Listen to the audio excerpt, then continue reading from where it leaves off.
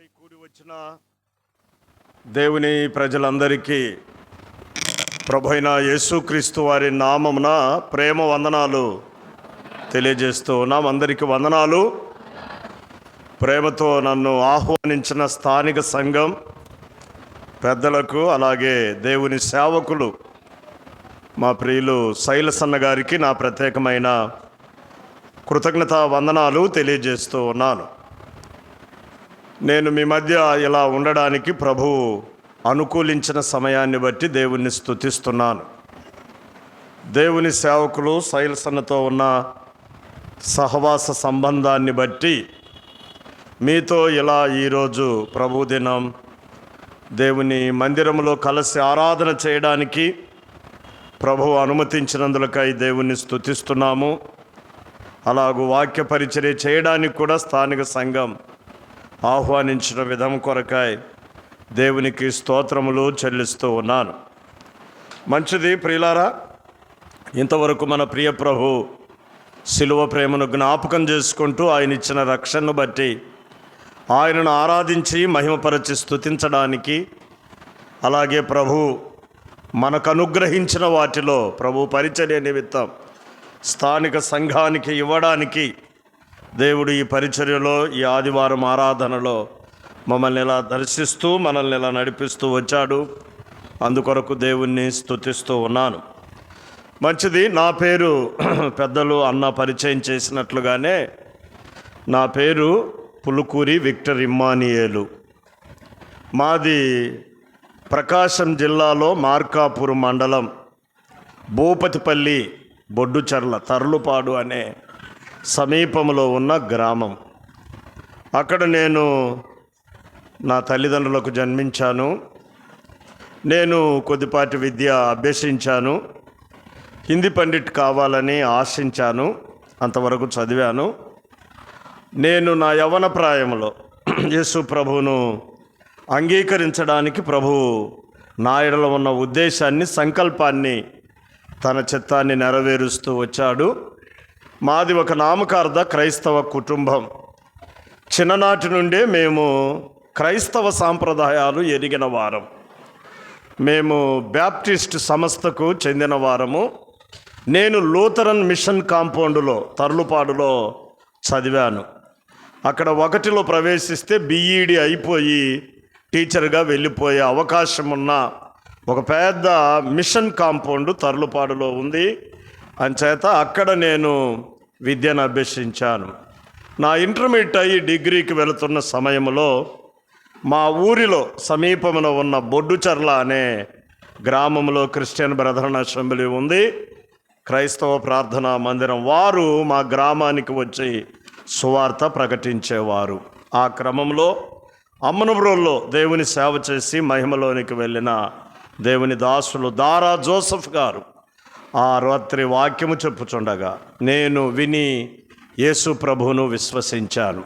అంతకుముందు వినలేదా అంటే విన్నాను, కానీ నా హృదయంలో ప్రభువుకు చోటు ఇవ్వలేదు. నేను ఆ రక్షకునిగా ప్రభువును అంగీకరించలేదు, రక్షించబడలేదు.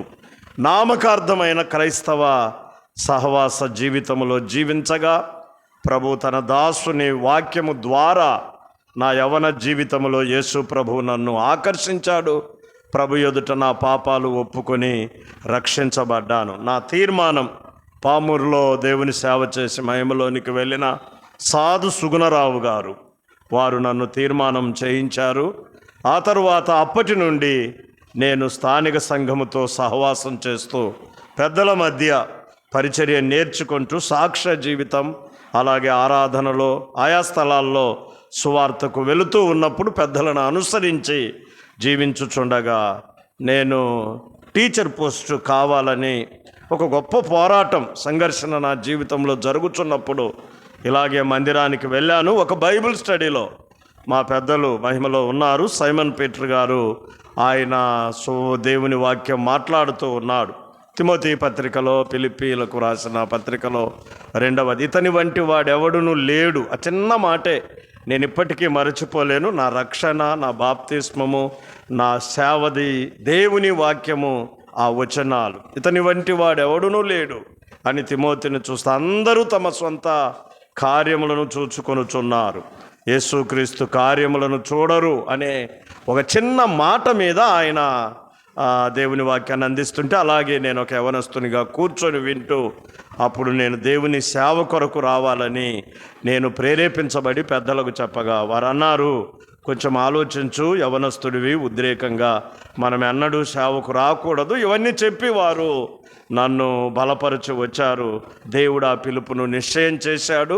అలాగూ సేవ కొరకు నేను ప్రత్యేకింపబడి ప్రస్తుతం చీరాల దగ్గర ఉన్న విజయనగర్ కాలనీ అనే గ్రామంలో దేవుని పరిచర్య చేస్తూ ఉన్నాను. అక్కడికి కూడా నేను రావడానికి పెద్దలు ప్రభు మహిమలో ఉన్నారు, తేళ్ల బెంజమిన్ గారు నన్ను ఆ స్థలానికి తీసుకొని వచ్చాడు.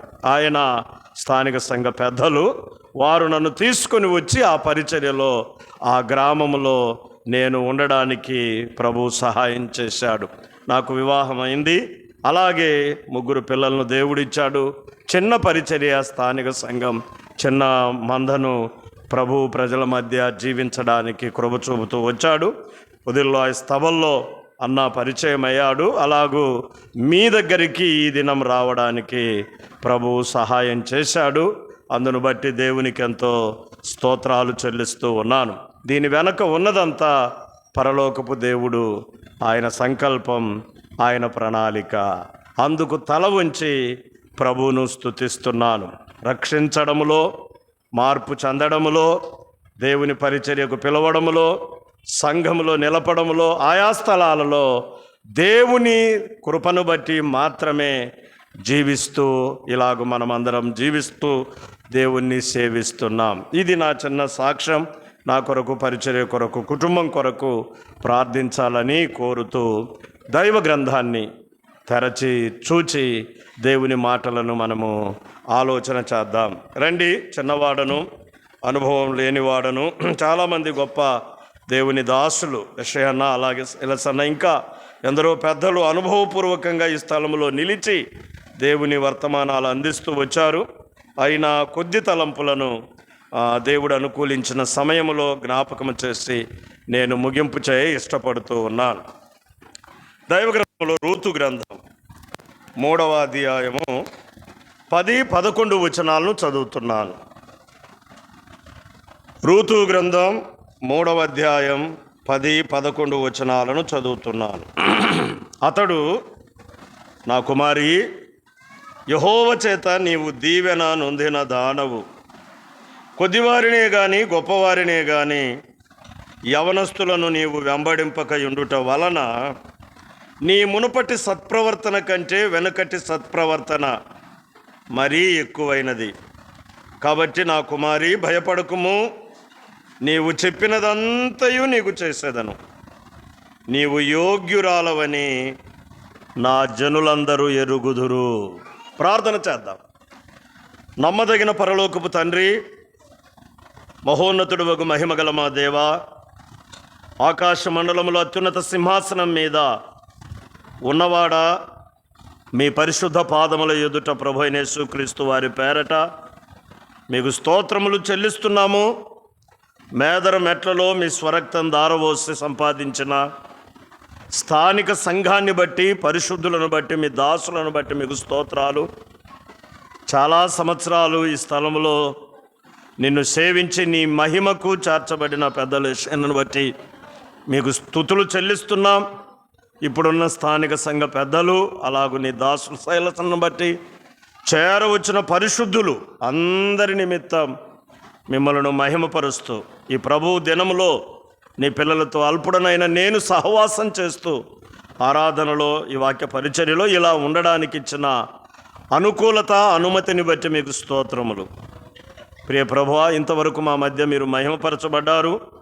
ఆరాధన అంతటిలో తిరిగి కొద్ది సమయం కొన్ని మాటలు మాకు బోధ కలుగు నిమిత్తం, బుద్ధి కలుగు నిమిత్తం, మా ప్రభు అయిన యేసుక్రీస్తు వారు మహిమపరచబడు నిమిత్తం నాతో, మాతో మీరు మాట్లాడమని, వింటున్న వారందరిలో కార్యమును చేయమని, స్థానిక సంఘాన్ని బలపరచి ప్రోత్సహించి నడిపించమని, విస్తరింప చేయమని, ఆయా రీతులుగా సమస్త విధాలైన ఘనత, మహిమ, ప్రభావాలు మీరే పొందుమని, అల్పుడు, నిష్ప్రయోజకుడు మీ ఆత్మచేత నడిపించుమని నీ వచనం పలుకుటకు మాత్రమే మీ సామర్థ్యతనివ్వమని ఈ మనవులు మా ప్రభువును ప్రియరక్షకునైనా యేసుక్రీస్తు వారి ఘనమైన నామముననే స్తోత్రం చెల్లించి ప్రార్థన చేయుచున్నాం పరమ తండ్రి. Amen, amen. ప్రభునందు ప్రియమైన సోదరి సోదరులారా, దైవ గ్రంథములో పాత నిబంధనలో సహోదరీల పేర్లతో వ్రాయబడిన 2 పుస్తకాలు ఉన్నవి అని బైబిల్తో పరిచయం ఉన్న ప్రతి ఒక్కరూ ఎరుగుదురు. అవి కూడా చరిత్ర పుస్తకాలలోనే ఉండబడుట చాలా మనము నేర్చుకొనదగిన విషయాలు అని జ్ఞాపకానికి తెస్తున్నాను. పాత నిబంధనలో 39 పుస్తకాలు ఉన్నాయి. ఆ 39 పుస్తకాలను 4 భాగాలు చేశారు బైబిల్ పండితులు. మొదటి 5 పుస్తకాలను ధర్మశాస్త్రం అన్నారు. తరువాత యెహోషువ మొదలుకొని ఎస్తేరు వరకు ఉన్న పుస్తకాలను చరిత్ర గ్రంథాలు అన్నారు. యోబు మొదలుకొని పరమగీతముల వరకు ఉన్న పుస్తకాలను కావ్య గ్రంథాలు అన్నారు, పోయిటరీ బుక్స్ అన్నారు. యెషయా మొదలుకొని ఆఖరి వరకు మలాకి వరకున్న పుస్తకాలన్నింటినీ ప్రవక్తల గ్రంథాలు అన్నారు. అందులో 4 పుస్తకాలను మేజర్ బుక్స్, వాటిని పెద్ద ప్రవక్తలు అన్నారు. తరువాత హోషేయ మొదలుకొని మలాకి వరకు ఉన్న పుస్తకాలను చిన్న ప్రవక్తలు అన్నారు. చిన్న చిన్న అధ్యాయాలు ఉన్నవి కాబట్టి అలాగ అన్నారేమో అనిపించింది. కానీ చిన్నవారైనా పెద్దవారైనా ప్రవక్తలే. అంచేత యెషయా మొదలుకొని మలాకి వరకు ఉన్న పుస్తకాలన్నింటినీ ప్రవక్తల గ్రంథాలు అన్నారు. ఇప్పుడు మనం అనుకుంటున్న సహోదరీలతో వ్రాయబడిన పేర్లతో ప్రస్తావించబడిన 2 పుస్తకాలు రూతు, ఎస్తేరు, ఈ 2 గ్రంథాలు చరిత్రలోనే ఉన్నవి అని మనము చూస్తాం. అందులో మొదటిది రూతు గ్రంథం అని నేను మీకు జ్ఞాపకానికి తెస్తున్నాను. చాలా విషయాలు మీరు వింటూ వస్తున్నాం. అనేక మంది బోధకులు, దేవుని దాసులు వీటి మీద మనకు పారాయణం చేస్తూ ఎంతో శ్రమతో అందిస్తున్న సందేశాలను మనం ఎరుగుదుము. వాటిని మరలా మీ దృష్టిలో నేను జ్ఞాపకం చేయ ఇష్టపడుతున్నాను. ఈ రూతు గ్రంథం 4 అధ్యాయాలు మాత్రమే ఉన్న ఒక చిన్న పుస్తకం. 4 అధ్యాయాలు ఇందులో మనకు కనబడతాయి. 84 వచనాలు మాత్రమే ఉంటాయి. ఈ 4 అధ్యాయాలు చాలా ప్రాముఖ్యంగా మనం చదువుతుంటే 84 వచనాలలో ఒక్కొక్క అధ్యాయం మనకెన్నో సంగతులు నేర్పుతాయి. ఇందులో కుటుంబాలు ఉన్నాయి, ఇందులో వ్యక్తులు ఉన్నారు, ఇందులో మన ప్రభు అయిన దేవుడు ఉన్నాడు, ఇందులో స్థానిక సంఘం ఉంది, ఇందులో విశ్వాసులమైన మనమందరము ఉన్నాము. అందుకొరకు వీటిని చదవాలి. పరలోకమందున్న తండ్రి అయిన దేవుడున్నాడు, కుటుంబాలున్నాయి, అందులోనే మామ, అత్త, కుమారులు, కోడళ్ళు ఉన్నారు, కూతుళ్ళు, తండ్రులు ఉన్నారు, బంధువులు ఉన్నారు, స్నేహితులు ఉన్నారు. లోకములో ఉన్న పరిచయాలు మన కుటుంబ జీవన శైలిలో ఉన్నట్టుగానే ఈ పుస్తకంలో కూడా మనకు కనబడతారు. అంచేత ఇది మన వరకు తెచ్చుకోవడానికి ఈ సంగతిని నేను మీ దృష్టికి తీసుకొని వస్తూ ఉన్నాను. ఇందులో 4 ప్రముఖమైన వారు. మొదటిది నయోమి, 2 రూతు, 3 ఓర్పా, 4 బోయజు. ఇంకంతకు మించి మనం వేరుగా ఎంతమందిని చేసినా ధ్యానం అవి కొంచెం మట్టుకే ఉపయోగపడతాయి. ఈ 4 చాలా ప్రాముఖ్యమైన వారు. బోయజు మన ప్రియ ప్రభు అయిన యేసుక్రీస్తునకు సాదృశ్యంగా ఉన్నాడు.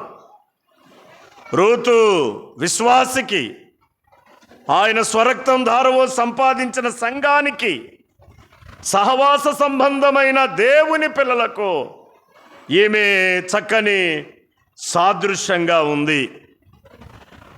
నయోమి వాస్తవానికి మధురమైనదే కానీ ఆమె చేదుగా మారిపోయింది. అంటే ఉండకూడని స్థలములోనికి వెళ్ళి చేయకూడని పనులు చేసి అలాగూ ప్రకృతి సంబంధిగా తీర్చబడి ఆమె తన సర్వస్వాన్ని కోల్పోయింది.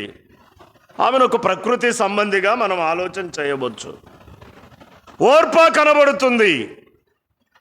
ఆమె అత్తతో రావడానికంతా ఇష్టము లేనిది, ప్రయాణం వారవలేనిది, జీవితములో ఓర్పునకు తగిన స్థితినంతటిని ఏమీ కలిగి ఉన్నట్లు చూడలేము. ఆమె ఒక శరీర సంబంధమైన ఆలోచనలతో మరలా తిరిగి మోయాబునకు వెళ్ళినట్లు మనకు కనబడుతున్నాయి. కాబట్టి శరీర సంబంధులు కనపడతారు ఇక్కడ, ప్రకృతి సంబంధులు కనపడతారు ఇక్కడ, ఆత్మ సంబంధులు కనపడతారు ఇక్కడ, మహిమలో ఉన్న మన రక్షకుడు మన ప్రభువు కూడా కనబడుతున్న విషయాలన్నీ ఈ పుస్తకంలో మనము చదువుతూ వస్తాం ప్రియులారా. ఇందులో మనం ఒక్క సంగతిని ఈ మధ్యాహ్నపు వేళ జ్ఞాపకం పెట్టుకుందాం. మన ప్రాముఖ్యమైన అంశానికి ఒకరే ఒకరు ప్రధానం. వారెవరు అంటే రూతు మాత్రమే. ఆ రూతు మాత్రమే. ఈ రూతు మోయాబీరాలు. మోయాబు నుండి బెత్లెహేముకు వచ్చింది. బెత్లెహేములో ఫలించి వర్ధిల్లింది. మన ప్రభువైన యేసుక్రీస్తు జనవంశావల్లో పేరు ఎక్కించబడింది. ఆయన స్వరక్తం ఇచ్చి సంపాదించిన సంఘము ఆమెను గూర్చి ఎన్నో సంగతులను ఆలోచించడానికి ఆమె ఒక కేంద్ర బిందువు అయింది. అది మాత్రమే నేను మీకు జ్ఞాపకం చేస్తాను.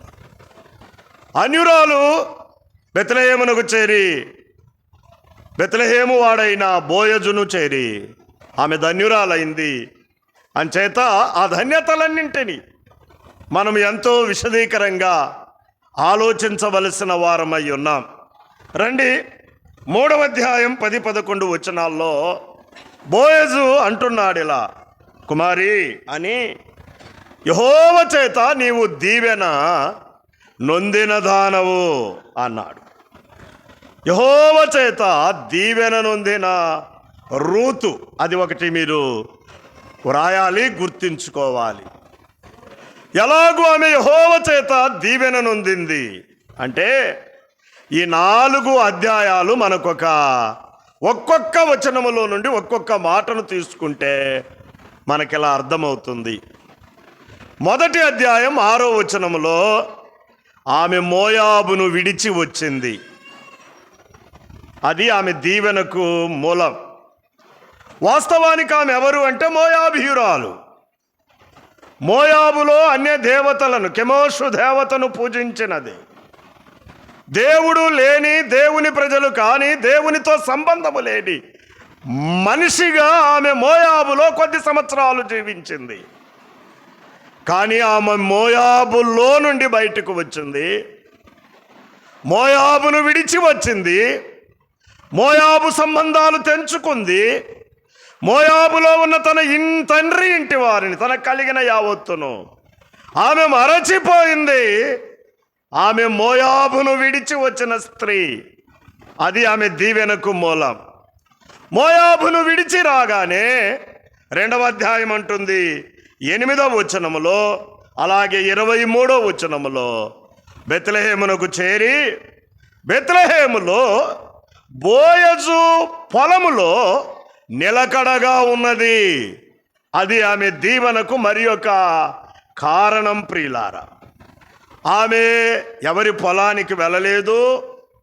తనకు ఎంతమంది తెలుసో తెలియదు, ఎన్ని పొలాలు, ఎన్ని స్థలాలు, ఎన్ని రీతులుగా ఆమె బెత్లెహేములో సంచరించదగిన స్థానమున్నా ఆమె ఒక బోయజు, ఒక పొలములోనే, ఒక స్థలములోనే, ఒక చేనులోనే ఆమె నిలకడగా ఉన్నది. కోత ఆరంభము నుండి కోత ముగియు వరకు ఆమె నిలకడ. రెండవది ఆమె దీవెనకు కారణం అని మనము చూస్తున్నాం. మోయాబును విడిచి వచ్చింది, బెత్లెహేమునకు చేరింది. బెత్లెహేములో ఒక పొలమును ఆశ్రయించింది. ఆ పొలం ఎవరిదో ఎరిగింది. ఆ పొలం యజమానుణ్ణి కలుసుకుంది. ఆ పొలము యజమానుడు చెప్పాడు, అమ్మా, కోత ఆరంభము నుండి కోత ముగియే వరకు నీవు ఇక్కడనే నిలకడగా ఉండు తల్లి. పనివారు ఉన్నారు, దాహమైతే కుండల దగ్గర నీళ్లున్నాయి, నీవు తాగవచ్చు, ఏరుకొనవచ్చు, తినవచ్చు, దూలుగొట్టవచ్చు, నీ ధాన్యాన్ని సమకూర్చుకోవచ్చు, నీ అత్త ఇంటికి తీసుకెళ్ళవచ్చు, నీకు అవి ఆహారంగా మారవచ్చు అని చెప్పగా ఆయన మాటను బట్టి ఆమె అక్కడనే ఉన్నట్లు మనము చూస్తాం కదండి. 2:8 ఏమంటుంది?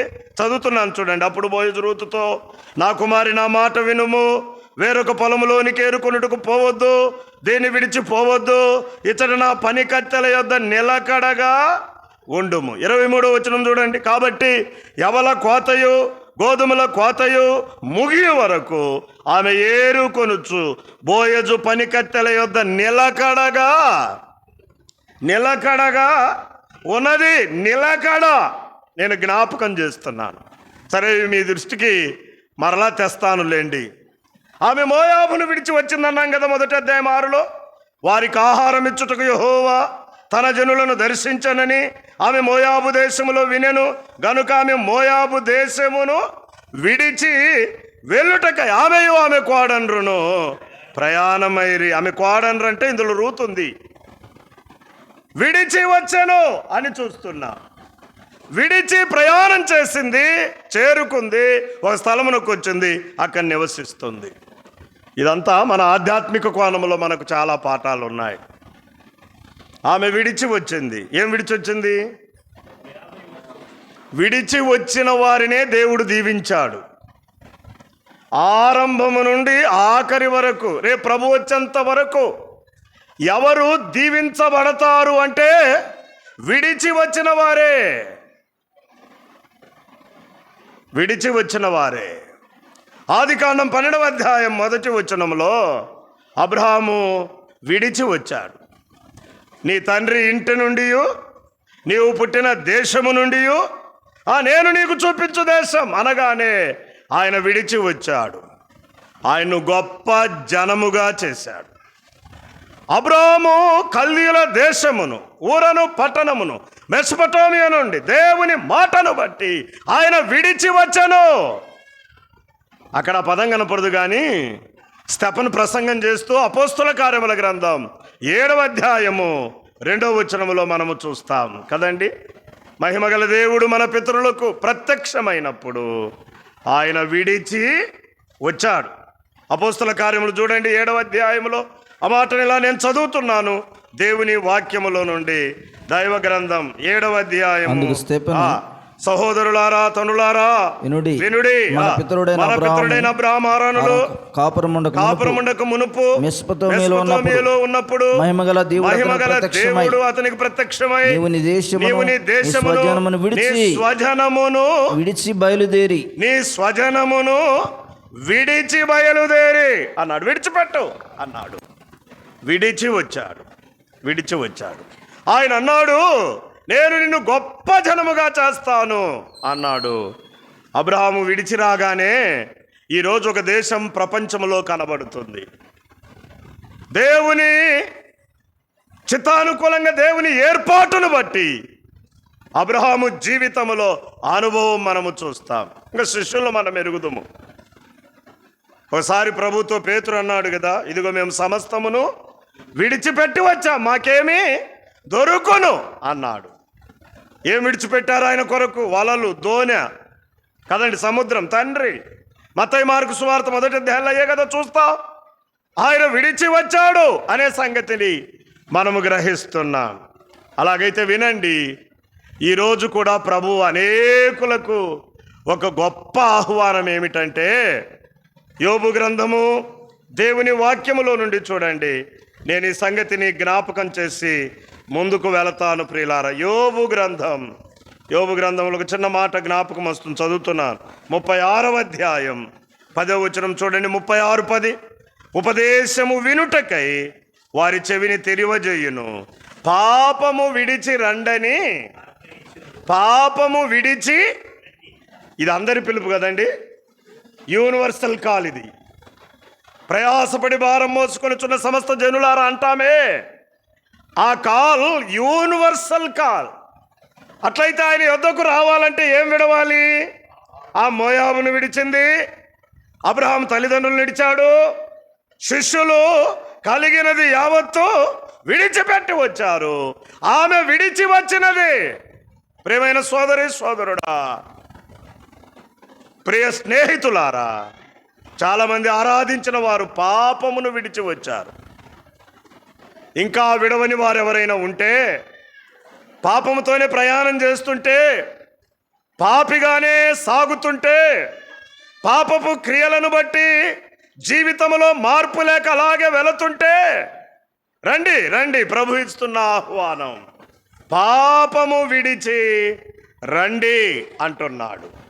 ఎందుకు రావాలి బ్రదర్ అంటే, ఇదిగో ఆ మాట కొరకే, నీవు యెహోవా చేత దీవెన నొందిన దానవు అనడానికి, దీవించబడడానికి, ఆశీర్వదింపబడడానికి, సమాధానము నెమ్మది పొందడానికి, సంతోషంగా జీవితాన్ని గడపడానికి ఏవైనా అనుకుందాం, విడిచి రండి అన్నాడు. విడిచి రండి అంటే అది రక్షణ జీవితానికి సాదృశ్యమయ్యింది.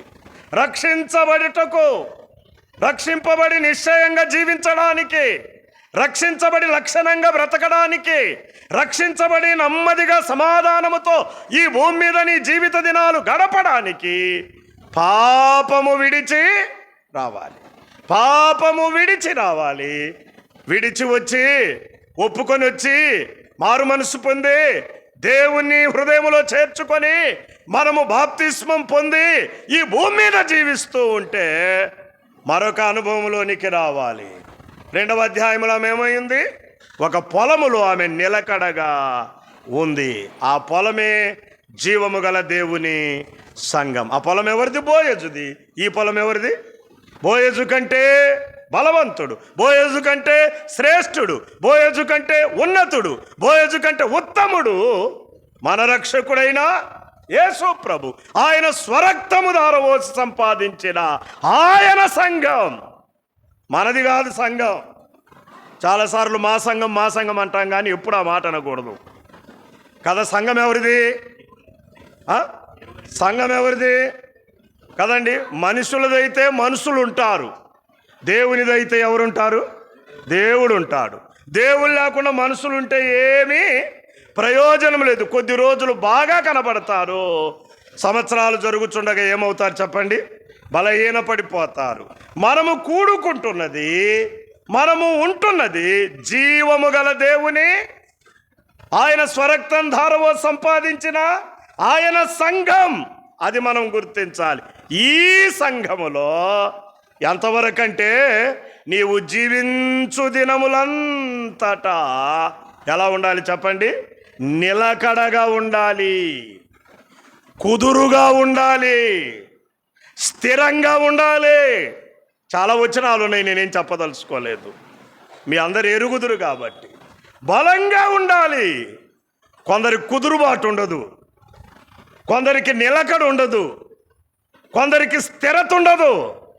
అస్థిరులుగా, ద్విమనస్కులుగా. నాకు తెలిసిన ఒక సహోదరుడు ఉన్నాడు.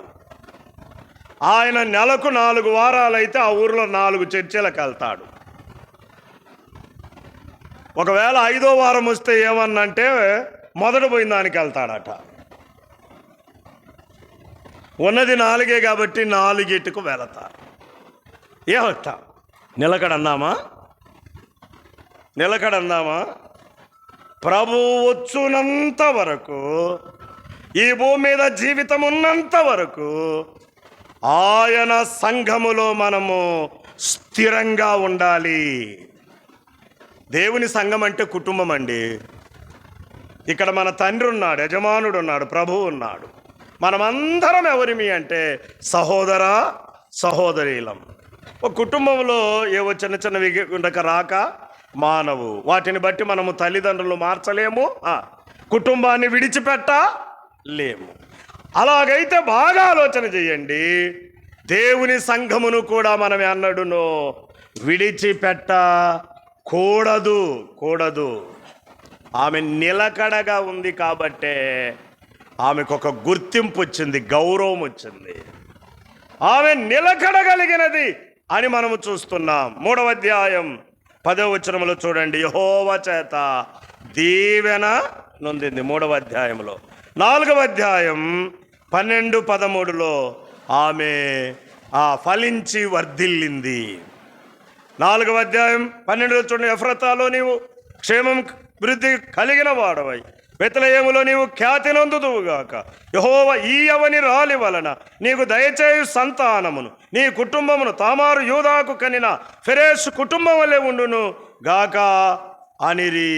12లో కాబట్టి బోయజు రూతును పెళ్లి చేసుకుని ఆమె యొద్దకు పోయినప్పుడు యెహోవా ఆమె గర్భవతి అగునట్లు అనుగ్రహించెను గనుక ఆమె కుమారుని కనెను. అంటే ఇక్కడ 2 విషయాలు. ఆమె వర్ధిల్లింది, క్షేమాభివృద్ధి నొందింది, ఆమె ఫలించింది. అది మనము చూస్తున్నాం. ఈ అనుభవాలన్నీ మన జీవితంలో కావాలి అంటే ప్రియులారా మనము చాలా జాగ్రత్తగా ఈ భూమి మీద జీవించాలి. రండి 3వ అధ్యాయం 10లో నా కుమారి యెహోవా చేత నీవు దీవెన నొందిన దానవే అన్నాడు. నీవు దీవెన నొందిన దానవే, నీవు దీవెన నొందినది అని చూస్తాను. అలాగైతే ఈ మధ్యాహ్నపు వేళ ఒక చిన్న తలంపు. ఎవరిని దేవుడు దీవిస్తాడు? అసలు ఎవరు దీవించబడిన వారు, దీవింపబడేవారు? ఎవరిని దేవుడు దీవిస్తాడు? ఎవరు దీవించబడతారు అంటే దేవుని వాక్యం కొన్ని వచనాలు ఇలా దైవ గ్రంథములో మన కొరకు ఉన్నాయి. అవి చదువుకొని మనము దీవించబడిన వారమో కాదో ఆలోచన చేయాలి. ద్వితీయోపదేశకాండ గ్రంథం 28వ అధ్యాయం 2వ వచనం చదువుతున్నాను చూడండి. 28వ అధ్యాయము 2వ వచనం. నీ దేవుడైన యెహోవా మాట వినిన ఎడల అన్నాడు. అంటే ఎవరిని దేవుడు దీవిస్తాడు? ఎవరిని దేవుడు దీవిస్తాడు? అమ్మా, బాబు, అయ్యా, దీవెనని ఏదో లాస్ట్లో అందరి కొరకు ఉమ్మడిగా ఇచ్చే పాస్టర్ల దీవెన కాదు ఇది. దీవెన అని తల మీద చేయి పెట్టేది కాదు ఇది. దీవెన అనుకొని మనమేదో భూమి మీద ఆచార రీతికి అలవాటు పడిన బ్రతుకు కాదు ఇది. ఎవరిని దేవుడు దీవిస్తాడు అంటే 2లో అన్నాడు, నీ దేవుడైన యెహోవా మాట. అలాగైతే ఈ వచనమును బట్టి, మాటను బట్టి ఆయన మాట వినువారలను ఆయన దీవిస్తాడు. అంతే. ఆయనకేం పక్షపాతం లేదు, ఆయనకేం ములాద లేదు. ఎందరూ ఆయన మాట వింటారో, ఎందరూ ఆయన మాటకు విధేయత చూపుతారో, ఎందరూ ఆయన మాటకు లోబడతారో, ఎందరెందరూ ఆయన మాటకు స్థానమిచ్చి స్థలమిస్తారో వారినందరినీ ఆయన దీవిస్తాడు. రూతు దీవించబడటానికి మాట వినింది. బెత్లెహేములో నుండి ఒక పదం వచ్చింది. అదేంటంటే తన ప్రజలను దర్శించే ఆహారము దేవుడిస్తున్నాడు అనే మాట వినబడి, ఆ మాటకు నయోమితో పాటు రూతు కూడా ఆమె విని బయలుదేరింది. ఆ మాట వినుట వలన ఆమె గొప్ప దీవెనకు కారణమైంది. మాట వినువారు కావాలి, మాటలు చెప్పేవారు కాదు, మాట్లాడుకుంటూ వెళ్ళేవారు కాదు, మాట్లాడుతూ ఎవరో ప్రభువును గుర్తించని వారు కాదు. యమ్మాయి మార్గంలో ప్రభు వారితో నడుస్తున్నాడు, వారు ఆయనతో మాట్లాడుతున్నారు, ఆయన ఎవరో గుర్తుపట్టలేకపోయారు. ఈరోజు మానవ జీవితం అలాగే ఉంది, విశ్వాస బ్రతుకులు అలాగే ఉన్నాయి. మందిరాలకు వస్తున్నారు, ఆరాధన చేస్తున్నారు, సంఘములోనే ఉంటున్నారు, వింటున్నారు, ఎన్నెన్నో చేస్తున్నారు, కానీ ఆయన మాటకు తగిన విధేయత వినుటలో ఎంత ప్రయోజనం ఉందో దాన్ని మానవుడు గుర్తించలేకపోతున్నారు. యెహోవా మాట, నీ దేవుడైన యెహోవా మాటను శ్రద్ధగా వినాలి, అప్పుడు నీకు దీవెన కలుగుతుంది. లోకములో అనేక రకాలైన మాటలు వింటూ వెళ్ళవచ్చు, ఎందరెందరి మాటలో నీ చెవిన పడవచ్చు. అన్ని మాటలు ప్రయోజనం కాకపోవచ్చు, కొన్ని మాటలు ప్రమాదానికి దారి తీయవచ్చు, మరికొన్ని విషయాల్లో మాటలే చాలా ఒడిదుడుకుల మధ్య బ్రతుకును గందరగోళం చేయవచ్చేమో, కానీ దేవుని మాటల్లో మన జీవితాలకు విధేయత నడిపిస్తుంది. 11వ అధ్యాయం 17వ వచనం కదా, రోమాపత్రికలా ఉంది. కాగా వినుట వలన విశ్వాసం వృద్ధి చెందాలంటే, విశ్వాసములో బలంగా ఉండాలంటే, విశ్వాసములో మనము స్థిరంగా ఉండాలంటే వినాలి. ఏం వినాలి? ఎవరిని గూర్చి వినాలి? అది మన ప్రభు అయిన యేసుక్రీస్తును గూర్చి వినాలి. ఆయన చెప్పినది వినాలి, ఆయన చెప్పినది చేయాలి.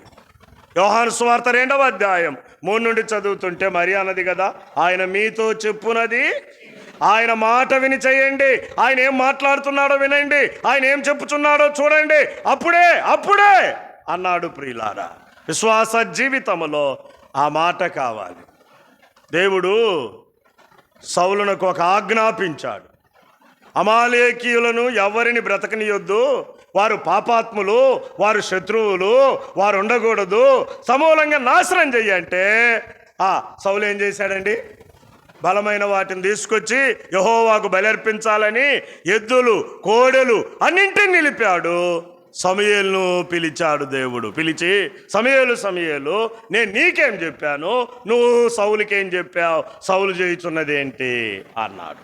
సమూయేలు వెళ్ళి, అయ్యా సౌలా ఏం చేశావు నాయన అంటే, నేను దేవుడు చెప్పినట్లే చేశాను అన్నాడు.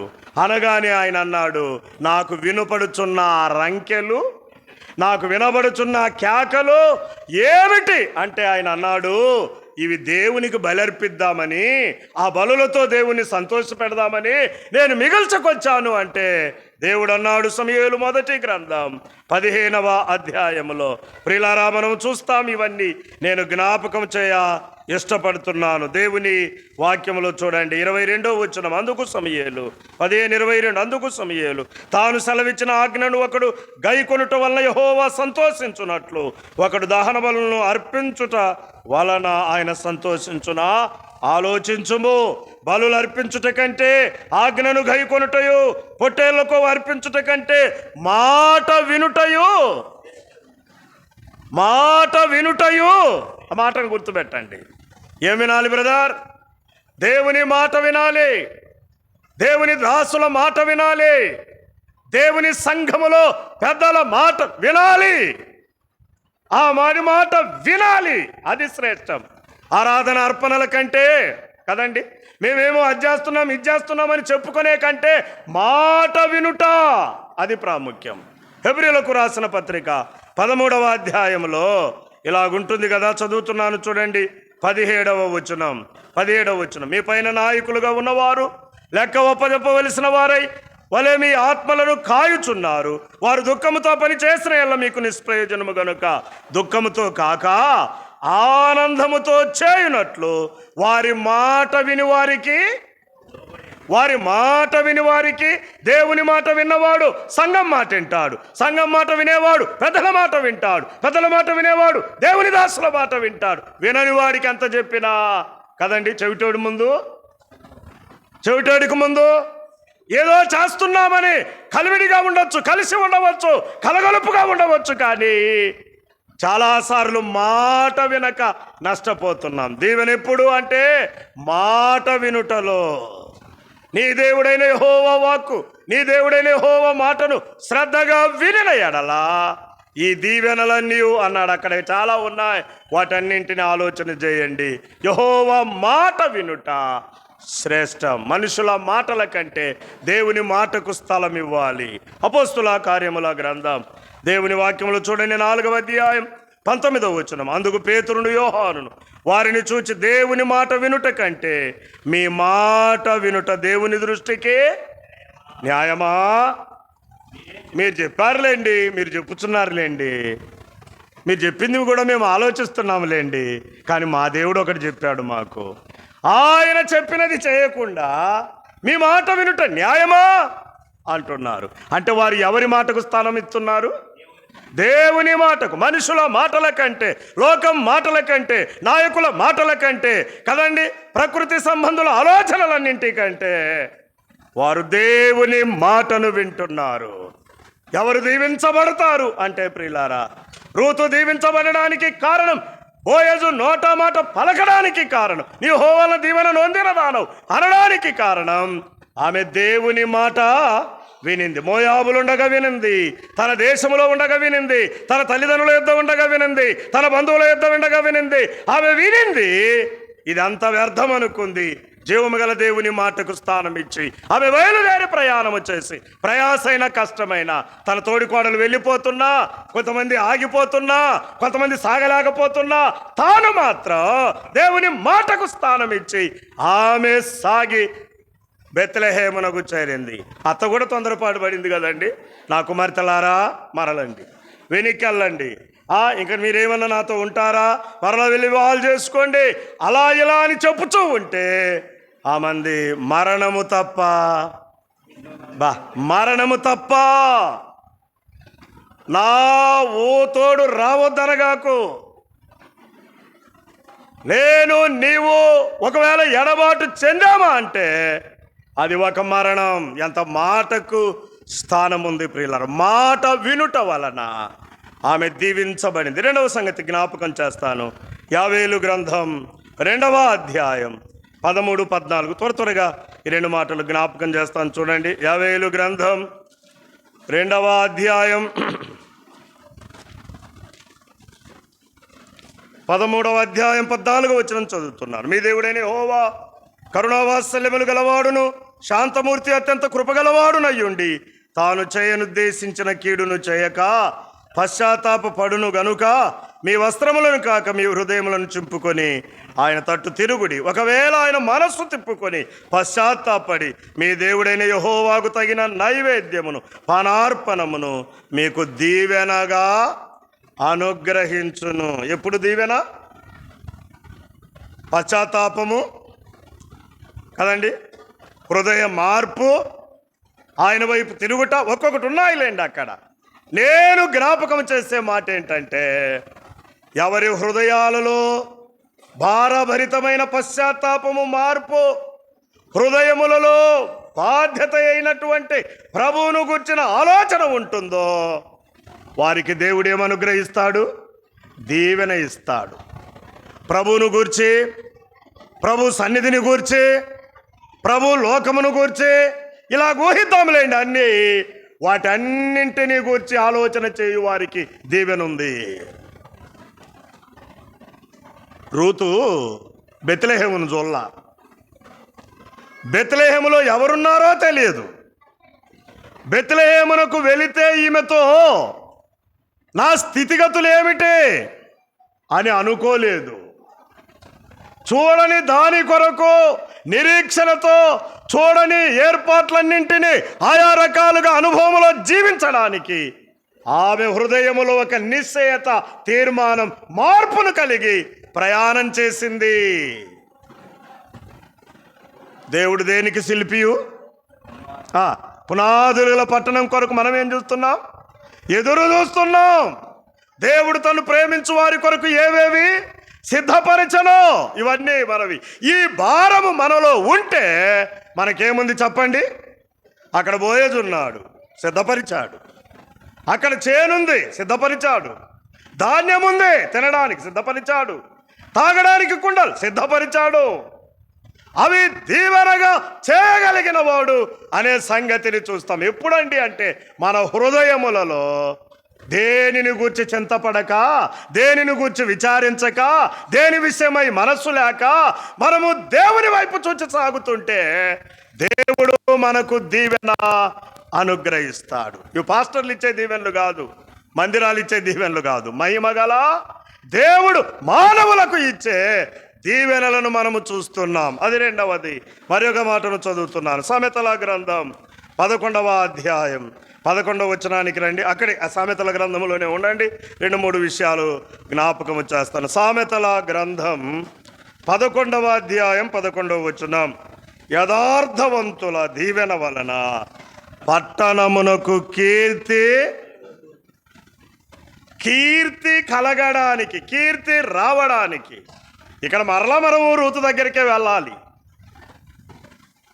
బెత్లెహేములో బోయజునందు రూతు కీర్తింపబడడానికి నేను చెబుతున్నాను ఆమె యథార్థత. ఏ యవ్వనులను వెంబడించక అన్నాడు బోయజు. ఎవరి మీద మనసు పెట్టక అన్నాడు బోయజు. లోకము శరీర సంబంధమైన ఆశల వైపు చూడక యథార్థముగా దేవునికి అప్పగించుకొని ఆమె కీర్తిని సంపాదించుకుంది. అది దీవెన.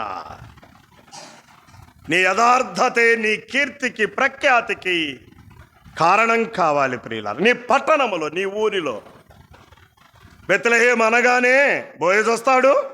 బెత్లెహేం అనగానే రూతు వస్తుంది. బోయజు రూతునందు గనిన కుమారులు వస్తారు. ఆరిలో నుండి మన ప్రభు అయినా. ఎంత కీర్తి అండి! యథార్థవంతుల దీవెన వారి పట్టణములకు కీర్తి కలుగజేసింది. నీ ఉన్న పట్టణములో నీ యథార్థత, నీ దీవెన కారణం కావాలి. నీవున్న స్థానిక సంఘం, మనం ఉన్న స్థలాల మధ్య మన యథార్థత యథార్థత యథార్థత యథార్థముగా నడుచుట, యథార్థంగా ప్రవర్తించుట, యథార్థత అనేది మన జీవితంలో ఒక మెట్టుగా పెట్టుకోవాలి. దాని మీదనే మన జీవితాన్ని కట్టుకోవాలి. చాలాసార్లు యథార్థత లేక నష్టాన్ని కొని తెచ్చుకుంటున్నాం. పేరు మన జీవితాల్లో ఇబ్బందిని కలిగిస్తుంది. సామెతల గ్రంథములోనే 22వ అధ్యాయం 9వ వచనం చదువుతున్నాను చూడండి. దయాదృష్టి గలవాడు తన ఆహారములో కొంత దరిద్రునికిచ్చును, అటివాడు ఎవరు దీవించబడతారు? దయాదృష్టి గలవాడు. దయాదృష్టి గలవారు. ఆలోచన మళ్ళా రూతు దగ్గరికి వెళ్ళాలి మనం. సమయం కొంచెం తిలగా ఉంది కాబట్టి అలా జ్ఞాపకం చేస్తున్నాను. రూతులో నుండి ఆమె ఎందుకు యెహోవా వలన దీవెన నొందినదానో అన్నాడు బోయజు. ఆ మాట కొద్దిపాటి స్నేహానికి ఆ మాట అన్నాడంటే ఆమె సుగుణాలు ఎంత గొప్పవో మనం ఆలోచన చేస్తున్నాం. ఆమెకి ఏముందట? దయాదృష్టి ఉంది. కాబట్టే తను తినే ఆహారంలో కొంత ఎవరికి మిగుల్చుకుంది? ఏమో చెప్పండి, ఇంకో వెళ్దాం. తన కొంత ఆహారం రాగా కొంత ఆహారం, కొన్ని ముక్కలు, కొంత ధాన్యం మిగుల్చుకుంది. ఎవరి కొరకు? ఏమండి, ఎవరి కొరకండి? ఇంట్లో ఒక వృద్ధురాలుంది, అత్తుంది, కనిపెట్టుకొని ఉంటుంది. నా కోడలు ఏదైనా తెస్తుందేమోనని ఆశిస్తుంది. ఆమె మీద రూతుకేముందంటే దయాదృష్టి ఉంది. రూతంతా పొదుపు గలదు, రూతంతా మర్యాదస్తురాలు, రూతంతా వృద్ధులపై కనికరం ఉన్నదో. ఏంటి దీవెనలంటే? చాలాసార్లు దీవెన దీవెన దీవెన అనుకుంటూ వాటిని ఎంత నష్టపోతున్నామో మనము. దయాదృష్టి గలవారు తన ఆహారములో కొంత మిగిల్చుకొని అందిస్తారు. ఇంటి వారి ఎలా దయ ఉందా? సంఘములో దయా ఉందా? ఇరుగు పొరుగు వారి ఎలా దయా ఉందా? దేవుడు దయాళుడే, మనమేమిటి? ఆయన మన ఎల్ల చూపిన దయను బట్టి ఇతరుల ఎడల మన దయనంత ప్రదర్శిస్తున్నా. దయలేని స్థానంలో కఠినత్వం, మొండి వైఖరి, సోమరితనం, ఎన్నెన్నో దుర్లక్షణాలన్నీ వస్తాయి. అటుది కాదు రూతు. తన అత్తను గురించి ఆలోచన. ఇంటికి వెళ్ళి రూతు గ్రంథం 2వ అధ్యాయం అంతా చదవండి. కొన్ని మిగిల్చెను అనే మాట దగ్గర ఈ పదాన్ని ఉపయోగించండి. అక్కడ అత్త ఎడల, అమ్మా, కోడళ్ళారా, కూతుళ్ళారా, సోదరులు చాలామంది ఉన్నారు కాబట్టి మీకు ఒక చిన్న సలహా. ఇంటి వారి ఎడల ఎంత దయాదృష్టి కలిగి ఉన్నారు? అత్తకు పెట్టే తింటున్నారా? అత్తకు పెట్టకుండా తింటున్నారా? చెప్పండి. నవ్వుతున్నారు చాలామంది. అత్త ఇదిగో నీ కోసం ఇది దాచాను అని ఆమెను సంతృప్తి పరుస్తున్నారా? మామలు కూడా ఉన్నారు, వృద్ధులు. దీనిలోనే దీవెనుంది. దయాదృష్టి గల వారి మీదకి దీవెన అని చూస్తున్నా. ముందు మన ఇంటి వారి ఎడల భక్తి కనపరచమన్నాడమ్మా. దీవెనకు కారణాలన్నీ ఇవే మూలం మనం చూడాలి. దయాదృష్టి గలవారు తన ఆహారములో కొంత దరిద్రునికిచ్చును అని చూస్తున్నాం. 24వ అధ్యాయం 24వ అధ్యాయం 25వ వచనం చూడండి. న్యాయముగా తీర్పు తీర్చు వారికి మేలు కలుగును, క్షేమకరమైన దీవెన అట్టు వారి మీదికి వచ్చును. న్యాయం, న్యాయం, అన్యాయం కాదు. 28వ అధ్యాయం 20వ వచనం, అదే సామెతల గ్రంథం 28:20 చూడండి. దీవెనలు మెండుగా నమ్మకత్వం.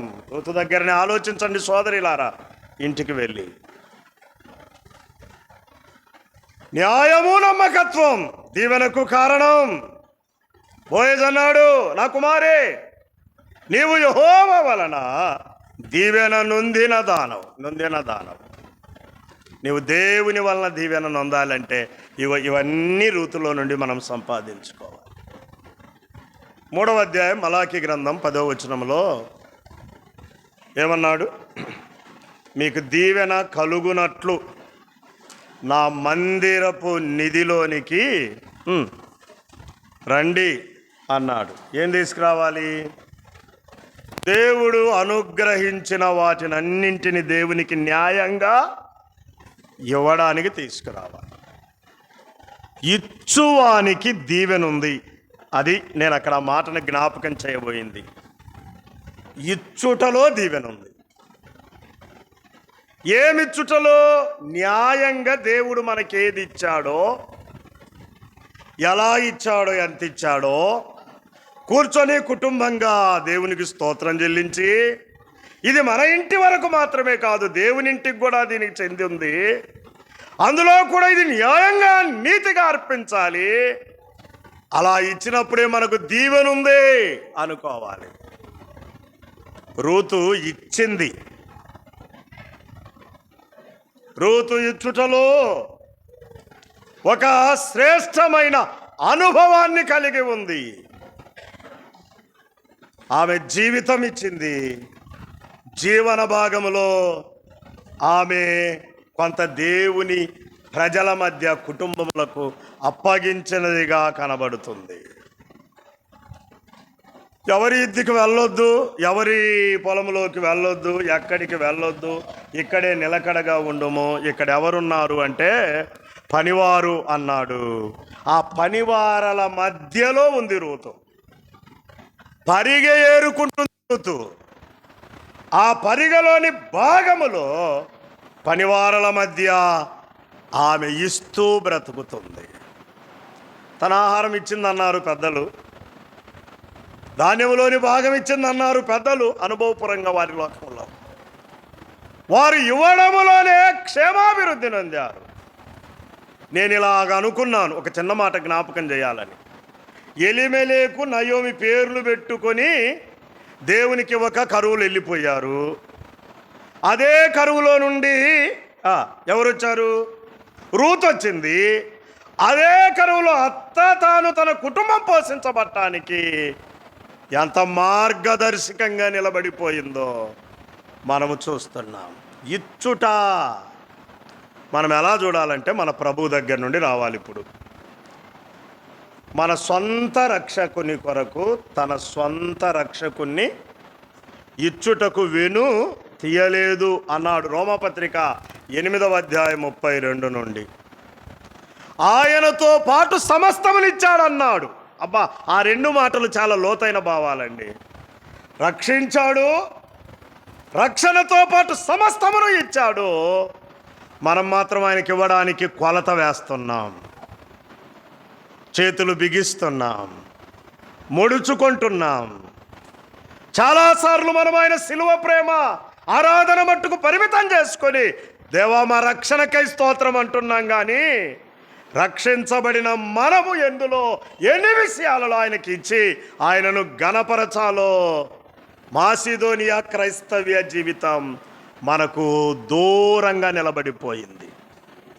వారెవరంట? నిరుపేదలు. కానీ వారి దాతృత్వం ఈ చుట్టలో వారంత ప్రశంసనీయులు.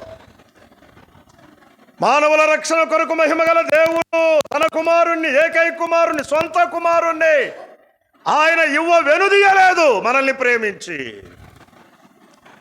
మన ఆత్మ నష్టం, మన ప్రాణ నష్టం, మన నిట్టూర్పు, మన నిత్యాగ్ని తప్పించుట కొరకు తన కుమారుణ్ణి మన కొరకిచ్చాడు. అయ్యా మహిమలో ఉన్నవాడు మానవ జన్మతో వచ్చాడు. లేత మొక్కవలే పెరిగినవాడు స్వరూపము సొగసైన లేనివాడయ్యాడు. ఆయనను నలుగా కొట్టుటకు యెహోవాకు మన దోషములు భరించేటప్పుడు ఆ మ్రాను మీద తను అప్పగించుకొని ఉరేలాడదీయబడ్డాడు. శాపగ్రాహిగా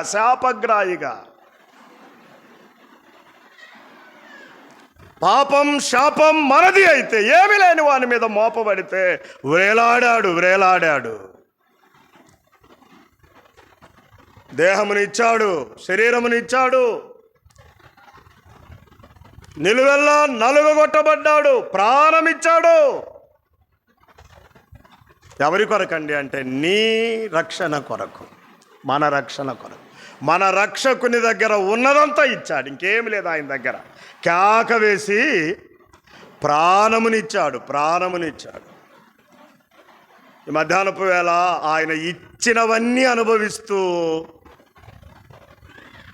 ఆయన ఇచ్చిన వాటి యందు సంతోషిస్తూ, జీవమునకు భక్తికి కావలసిన వాటినండి, మన ముండుటకు, ధరించుకొనుటకు, తినుటకు, త్రాగుటకు ఆయన అనుగ్రహించుతున్న వాటిలన్నీ అనుభవిస్తూ